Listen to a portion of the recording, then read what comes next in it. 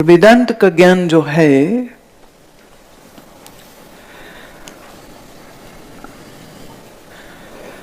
वह शुद्ध हुई सत्वगुणी बुद्धि को ही ग्राह्य या कहो ग्रहण होता है। आपकी बुद्धि के लिए जिम्मेदार आप हैं, मैं नहीं। इतनी बात दावे से कह सकती हूं अपने आचार्य अपने सदगुरु के कृपा से कि जितने सरलता और सहजता से आपको ये वेदांत का कठिन विषय करा रही हूं,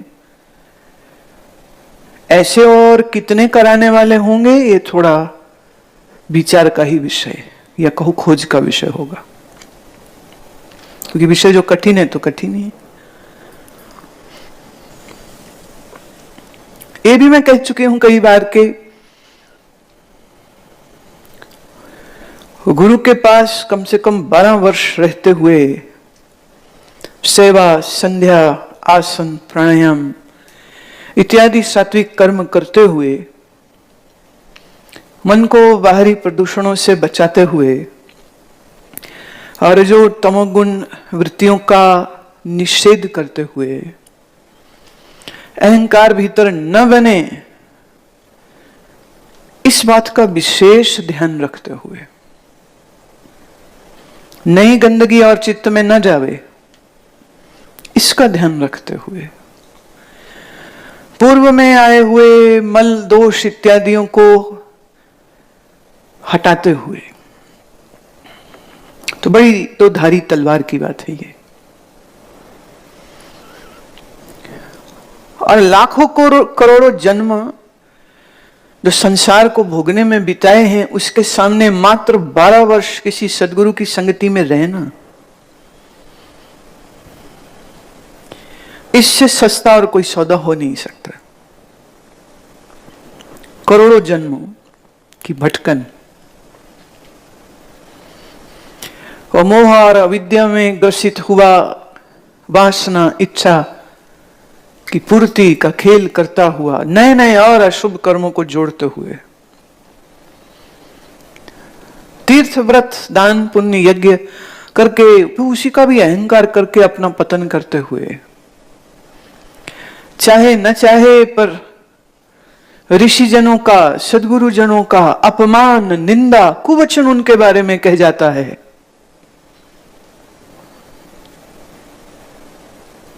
भले किसी वजह से हो, पर यह भी तो अपने आप में एक अशुभ की छाया है ना।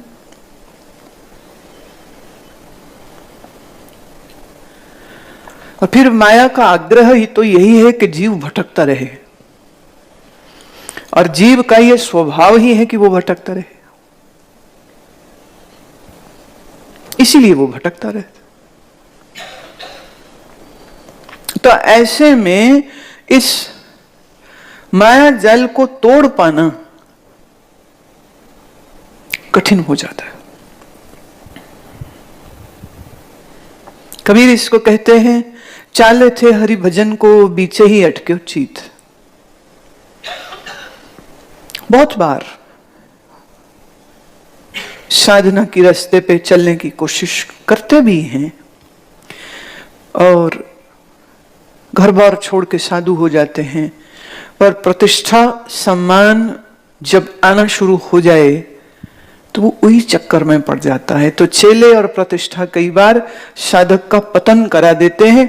साधक हुए बगैर साधु बन के पूजा करवाने लग जाए तो सवा सत्यानाश है। इसको कहते हैं नीम हकीम खतरा है जान। Illegal to practice medical if you don't have a degree. So it is illegal to be a guru or proclaim yourself to be a sadhu without being one. है नहीं ऋषि और स्वयं को महर्षि कहलवाए, ब्रह्म ऋषि कहलवाए, तो ये पतन का कारण हो जाएगा।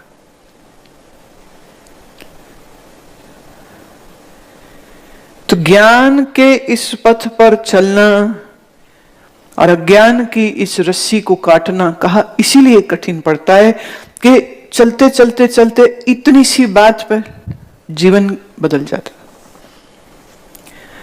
इसमें कई बार प्रारब्ध का भी दोष आता है, पर कई बार लोग प्रारब्ध को दोष दे देते हैं और अपना वर्तमान का दोष मानते ही नहीं।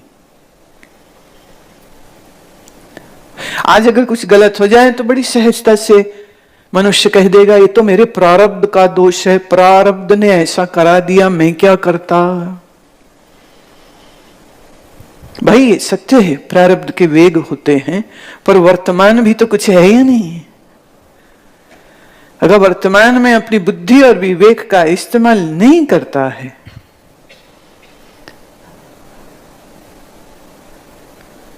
तो ये तो एक अच्छा खासा बहाना हो गया ना कि सब अपनी आज की गलतियां भी प्रारब्ध के मत्थे में मर दो कि समय ने मुझसे गलती करवा ली, कि समय बड़ा खराब चल रहा था, कि मैं बंदा तो बड़ा अच्छा था पर समय ने मुझे गलत बना दिया। नो दिस, प्रारब्ध सिर्फ सिचुएशंस देता है, इससे अधिक कुछ नहीं। और सिचुएशंस में आप रिएक्ट कैसे करेंगे ये आप चुनते हो। Please know this very clearly. हर चीज डेस्टिनी पे मत्थे मत मड़ा करो कि ऐसा लिखा था ना इसलिए ऐसा हमसे हो गया।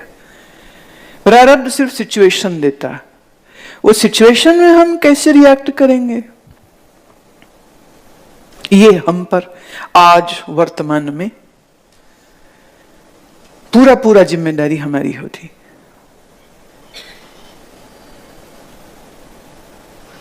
तो वर्तमान में आज आपकी बुद्धि कैसी है, वो वैसी है जैसी आपने बनाई है।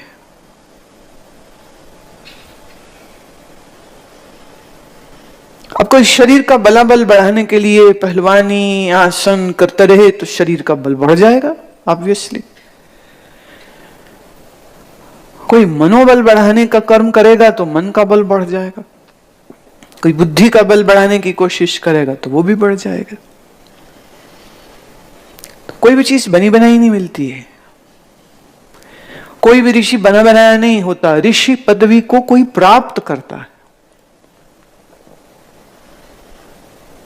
और उसमें उसकी लगन, उसका समर्पण, उसका निश्चय, वैराग्य, अनुशासन, सब चीजें काम करती। और जब ये सब इंग्रेडिएंट नहीं होते तो बंदा कहता लो जी हम क्या करें, हमारी बुद्धि तो वैसी जैसी ईश्वर ने बना दी।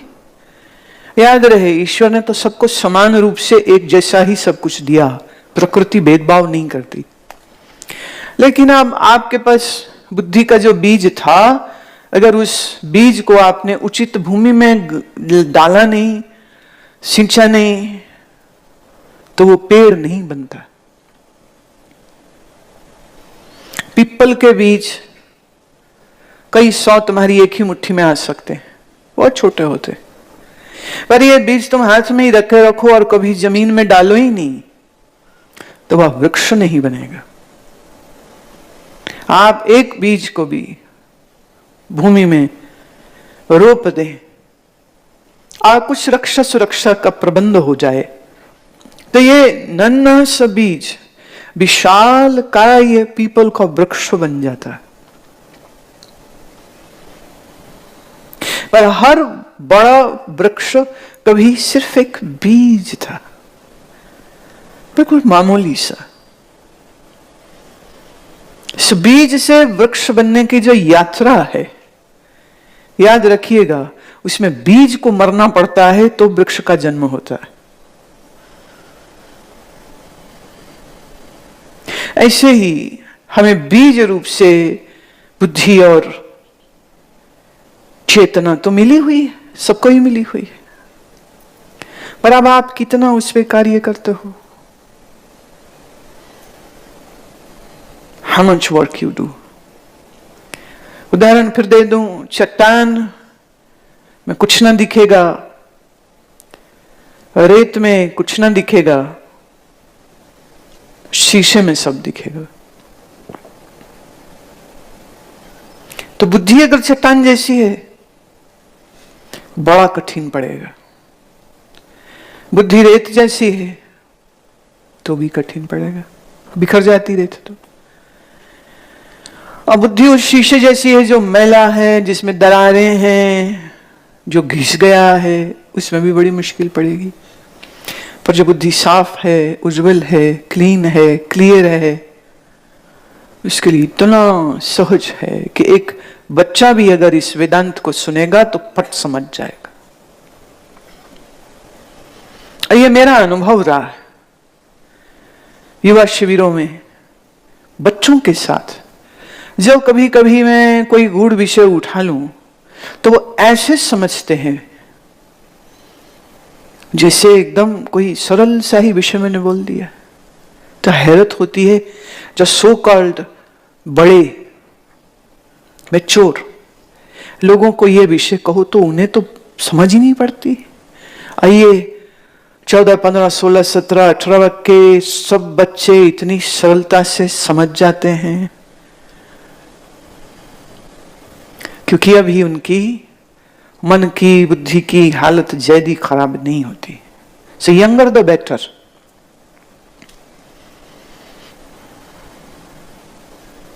उतना सहज होता है। ये तो स्वानुभव है। हाँ, स्वानुभव है। 13 वर्ष की आयु में पहली बार वेदांत सुना, 14.5 में विचार सागर को पढ़ा। 15 पूरे होते होते तो पढ़ चुके थे हम। 16 में तो उन्होंने हमें जाओ इस विषय पर बाहर बोलो, दूसरों को सिखाओ, समझाओ पे भेजना शुरू कर दिया था। तो अगर एक 12-13 वर्ष का बच्चा समझ सकता है तो विषय तो सरल ही होना चाहिए ना।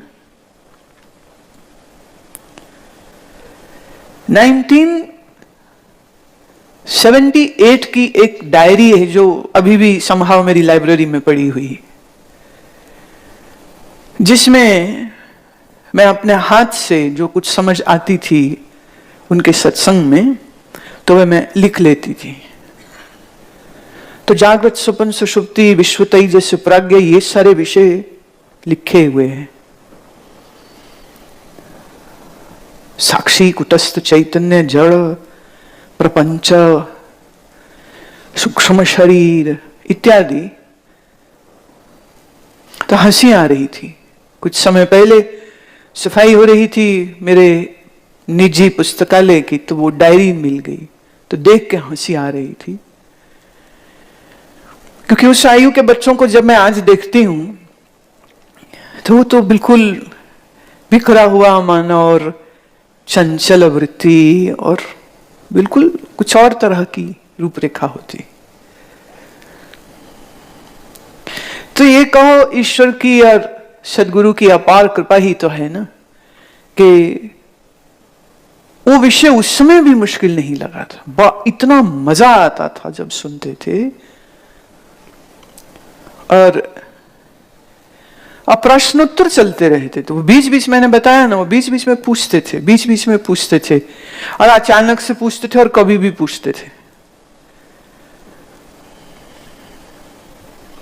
अब बेधड़क जवाब देना। अब वो उतने बार प्रसन्न होते थे।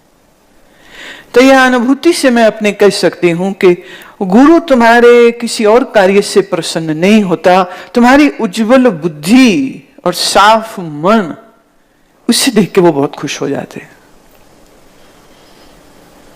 और किसी चीज से नहीं। खाने पीने की वस्तु, कोई कपड़ा, कुछ पैसा आप दीजिए उन्हें तो ठीक है, उपयोग की वस्तु है, इट्स ओके। पर सुने का मनन करे, मनन का निधिध्यासन करे, ऐसा अगर कोई शिष्य करता है तो कहो गुरु का मन वो जीत लेता है। पर जिसके मन में अभी संसार जीतना है यही ख्याल पड़ा है, तब गुरु की प्रसन्नता किस में है ये जानता ही नहीं है, तो करेगा भी क्या और होएगा भी क्या। बाकी सब खुश रहने चाहिए, घर, माँ बाप, भाई, पति, पत्नी, बच्चे, बॉस, सब खुश रहने चाहिए। ये गुरु जी का क्या है? गुरु का काम बोलना, हमारा काम सुनना, दैट्स इट। मनन की जिम्मेदारी थोड़े हमारी होती। Manan is a very private affair as such. आप यहां क्या सोचते हैं इस पर लगाम आप लगा सकते हैं, डायरेक्शन आप दे सकते हैं, कोई और दे नहीं सकता।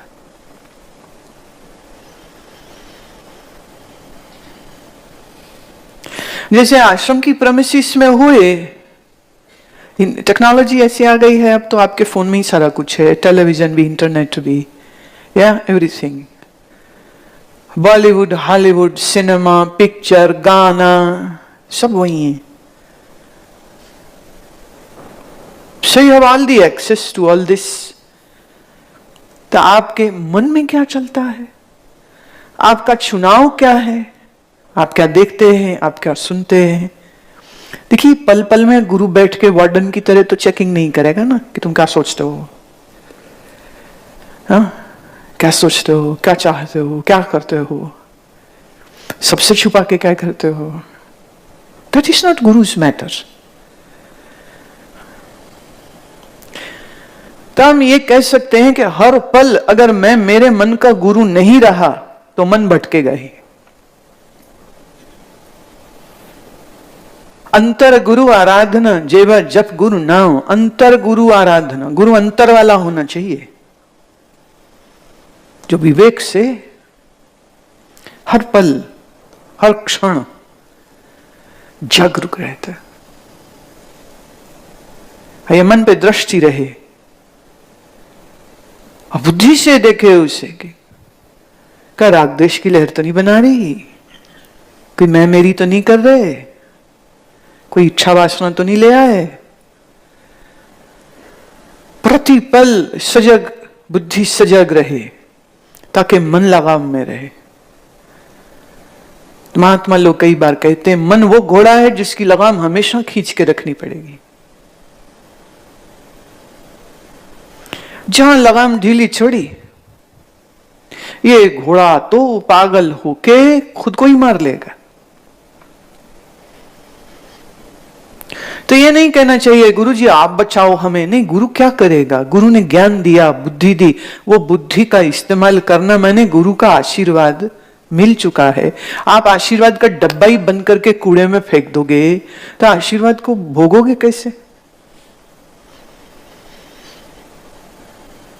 तो बुद्धि सजग, सक्षम, ट्रांसपेरेंट, क्लियर। छोटी सी एक उदाहरण देके विषय में जाती हूं। फिर आप सुबह उठे, मन कह रहा है, मन बड़ा बेईमान लफंगा है, बेईमान लफंगा। 100 लुच्चे इकट्ठे करो तो मन एक है। मन कहते तबीयत ठीक नहीं, आराम ही कर ले आज तो, कल कर लेंगे ना, रोज तो करते हैं।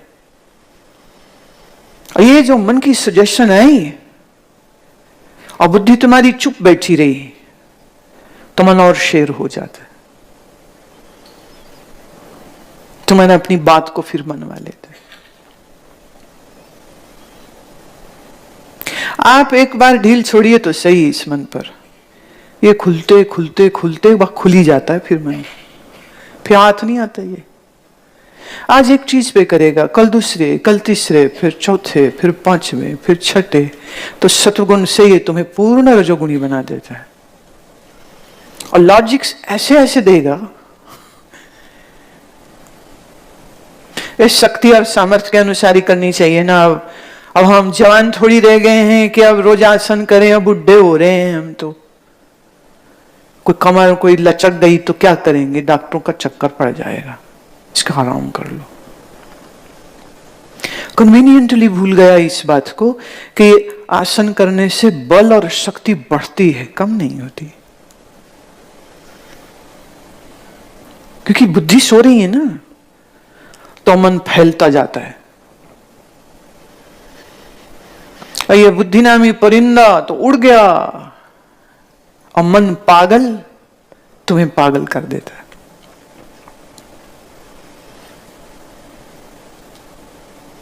तो बुद्धि सजग हमेशा, तो मन लगाम में रहेगा।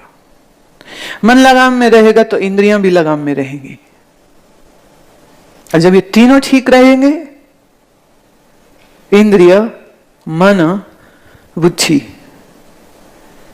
तो जीवन में आध्यात्मिक उन्नति की सारी संभावनाएं खुल जाती, all avenues will open up.